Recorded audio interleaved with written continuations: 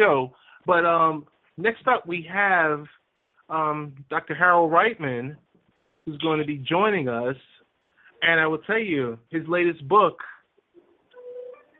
Aspergers, which offers easy, effective tools to understand and managing life with children affected by what is now the world's fastest growing developmental disability, autism spectrum disorder. It's my pleasure, Dr. Harold Reitman. Dr. Harold, how are you doing? Good, Ted Hicks. How you doing? Pretty good. Thank you so much, as always, for taking time out of your busy schedule because, I mean, you're all over the place. So thanks for taking a few minutes with us. Well, thank you so much for having me on with your listeners, Ted. Definitely. Dr. Harold, we'll get right in. I mean, I received the book, Aspergers, and started to read it as I commute on the Long Island Railroad back and forth from Long Island to New York. Very, very interesting, a very smart read. As you said before, there's no one-size-fits-all when it comes to autism spectrum disorder, but your book kind of lays it out there, and I just want to give you the first question is, how would we cope with, the anxiety and social awkwardness? Well, it's a tough one. But the way you try to do it, whether it's a child or adult whose brain is a little bit different, and it doesn't just have to be Asperger's or autism spectrum, but when the social awkwardness is kind of a result of anxiety, Ted, and if we stop to recognize what's causing the anxiety and we take steps to prepare and teach that individual how to overcome it, then you're on the road to doing it. So, for instance, if you teach them how to teach an individual how to shake hands and look somebody in the eye through practice, that's one way. To play role models and pretend, okay, you're walking into a room, you're meeting somebody new, this is how you start it. And then, of course, when you're taking them to family functions and things like that, is to let them know who's going to be there and what to expect. The biggest thing that I found that I was totally clueless on, Ted, was that I didn't realize, for instance, in my daughter, who has a discrete mathematics degree from Georgia Tech, is very smart, very bright, and has some other issues because she had 23 brain tumors, 2 major brain surgeries, but she was doing fine. She was all-county cross-country runner, but I didn't realize that all of her senses were hyper. So that hearing, sight, smell really drives them crazy. So you take one of these kids on the autism spectrum, or adults for that matter, or with Asperger's, and you walk them into a party with strobe lights and loud music and people coming up to them, and they can't read the social cues, they can't read the verbal cues. It's tough, but a lot of it is trainable. Gotcha. I want to bring up your daughter, Rebecca, and it was mentioned that she wasn't properly diagnosed until after she graduated college. Well, it was nobody's fault, Ted. Yeah. Okay. In other words, what happened was she had plenty of reasons to have neurological problems, and it's a little bit of a circuitous story, but back when she was a little girl, about 3 or 4 years old, she required 2 emergency brain surgeries at the Mayo Clinic out in Minnesota. We took her, and there was kind of almost experimental surgery, and she wasn't supposed to do well. And you know how parents are. We make a deal with God any way we can. And I said, God, just let her do okay. And because I was a Golden Gloves champ back in first year medical school, I'll go back to boxing and give the money to charity and bring attention to kids' problems. And sure enough, she did okay. And I ended up having 26 pro heavyweight fights from age 38 up to 52. I had my last 10 rounder then. I finished with 13 wins, 7 losses, and 6 draws. But more important than the actual fighting was I was able to get national media attention to a different children's cause every fight. Boys and Girls Club, Children's Hospital, St. Jude's Hospital, Abused Children's Fund. And I even got to meet with the then President of the United States, George Bush the Senior, to discuss children's problems. And I had 10 seconds of fame back there in the early 90s with Good Morning America and Roy Firestone and the New York Times. And then I got executed a couple of times on national TV, dropped out of the rankings. But it was a good run. It gave me good access. And during that time, Rebecca was doing really, pretty good. But, us parents were like overprotective and we're hovering over her and Totally. stuff. And then when she's in college at Georgia Tech, where the people are wonderful, the school's wonderful, she became one of 9 women to get a discrete mathematics degree that year she got it. But it was a struggle. And like you were saying, socially it was tough too. But what happened was she encountered kind of an unfair system that governs our universities today. And against my wishes, she chose to take on the whole system and emerge victorious and wouldn't take a deal. And as a result, I made this movie, The Square Root of Two, starring Darby Stansfield from Scandal. She plays Abby on Scandal. And after I finished making this movie, Rebecca started tutoring kids at a school in Georgia for Aspergers and Autism. And the founder of the school says, Dr. Reitman, your daughter also has Aspergers. And being the genius that I am, I said, what's that? And they said, well, it's on the spectrum of autism.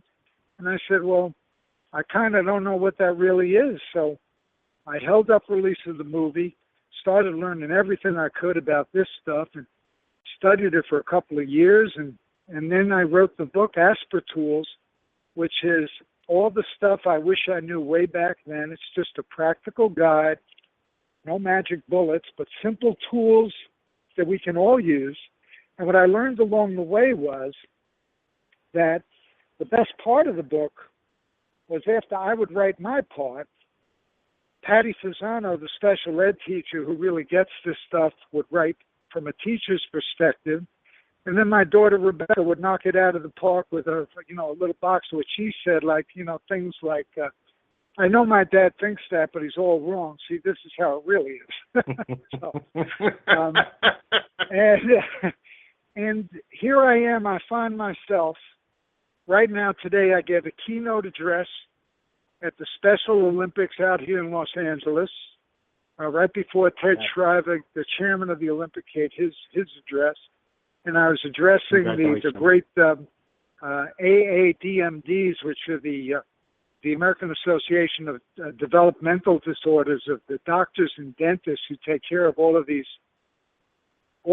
different kind of neurodiversity. And I guess the reason for this whole rambling thing is that I'm realizing, Ted, that all of our brains are different, and society has to embrace neurodiversity, whether it's Asperger's, autism, 1 in 13 Americans with PTSD, 1 in 5 Americans on anti-anxiety medications, depression, bipolar, OCD, ADHD, dyslexia. I mean, who's normal, I don't know. You're right. Hey, I do want to ask you a couple of questions. Could you tell us the how to affect positive changes in behavior? What's your thoughts on that? Well, my thoughts on that are basically we're all like Pavlov's dogs, or we're in a Skinner box. In other words, we all obey certain behavior with rules, rewards, and consequences. It's a little bit more difficult with people on the spectrum. So you have to set rules, and they're very big into fairness. So let's say you have more than one child. Let's say you have 3 children. I just have one, Rebecca. But let's say you have 3. You better make the rules the same for everybody. If they got to go to bed at 9 o'clock, everybody got to go to bed at 9 o'clock. Okay? I agree. If they get out of line, they get a consequence. All right? Yes. You try not to make them too negative. And then when they do something good, you give them a reward with something they'd like, not something you'd like. Okay? So if your child or individual happens to love, I'm just making this up, say Marvel comic book, you don't reward them with a book on nutrition, even though it's good for them, And like all of us, rules, rewards, and consequences. You do something good, you get a reward. You do something bad, you get a negative consequence. And that will affect positive behavioral changes. Dr. Harold, how do we decrease the frequency of meltdowns? Well, what leads to the meltdown, Ted, is the anxiety. So the first thing you got to do is you have to observe for signs of anxiety, which I used to miss all the time. In fact, Darby Stansfield studied Rebecca directly for her part in the Square Root of Two movie, and she did a certain kind of hand movement Rebecca does, and I always thought that was neurological based on, the lesion she had in her brain. But I found out years later that was anxiety. All right, and I didn't know to look for that. Now, when I see Rebecca's hands start moving like that, kind of scratching her arm and moving it a certain way, I know there's something that's going on is making her anxious, and I can look for it. And I can diffuse it and also teach her how to diffuse it. The other thing is Ted, they got to know they have an exit to their safe place. All right? Yes. So if you're going to bring them to a big wedding or something, a big family wedding, and after an hour, they have to get someplace quiet.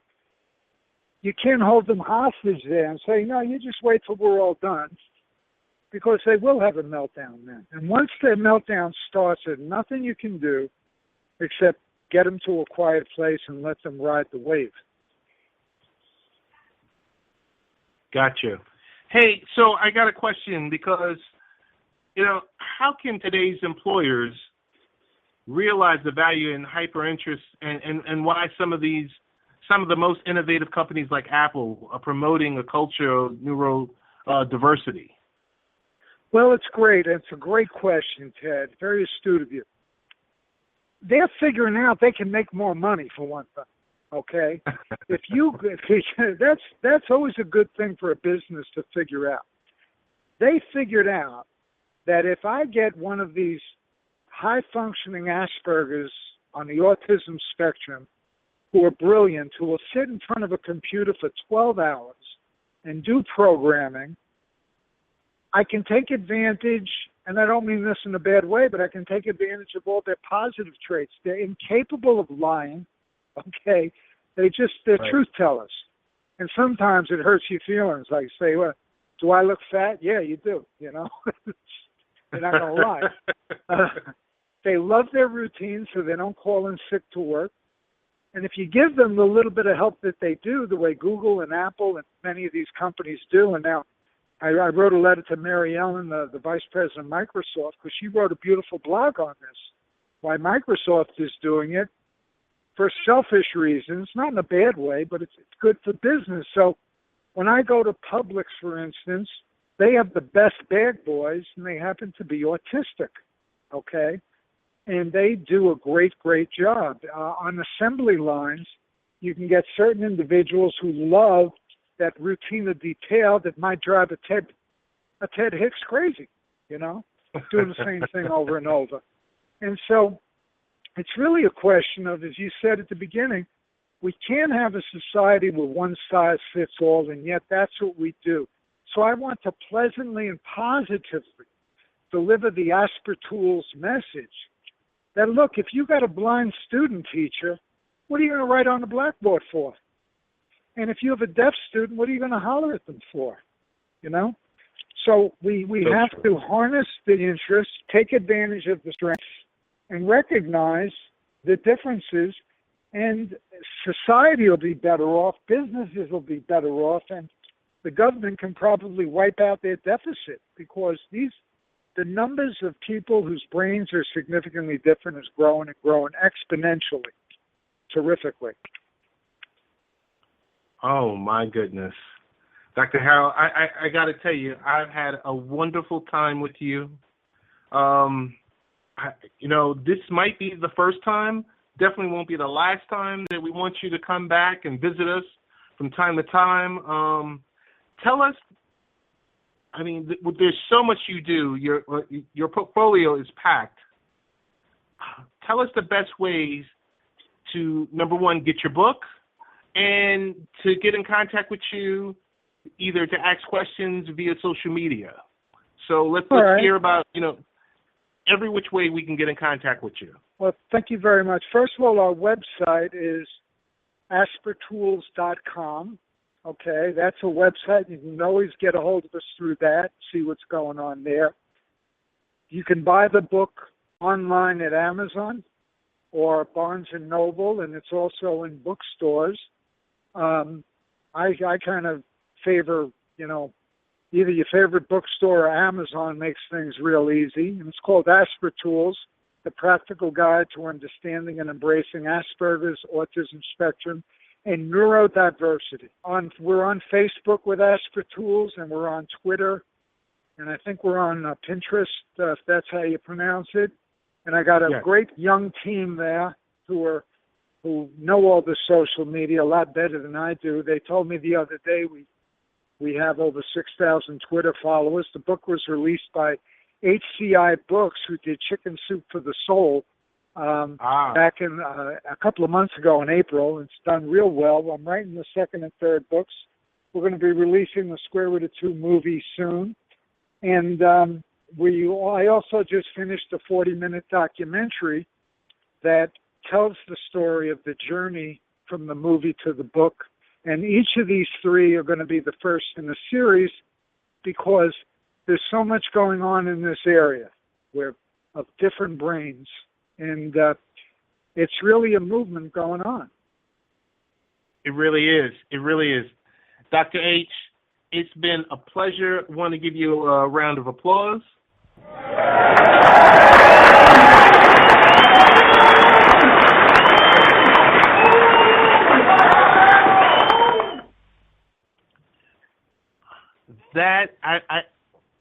I'm speechless right now because definitely on your other projects, we want to definitely have you come back. I will be in touch with the PR firm, but guess what? As of today, I am following Aspertools, and your team is actually following me. So we're already in touch. Well, that's great. Thank you for all you do for the community and bringing all these things to our attention. And it's an honor to meet you, and I hope to meet you in person someday soon. Keep up the good work that you do. Thank you. God bless. Dr. H, thanks so much. And that was Dr. Hackie Reitman, his book, Aspertools. Like I said, it just offers, it's full with tools and gives you a better understanding of those children that are affected by autism and Asperger's syndrome. I mean, it's something that's everywhere. So we're so happy to have both of our guests on. We know we had all different types of technical difficulty, but we were able to fight through it. Happy about that. Ms. Rosalind Ross joined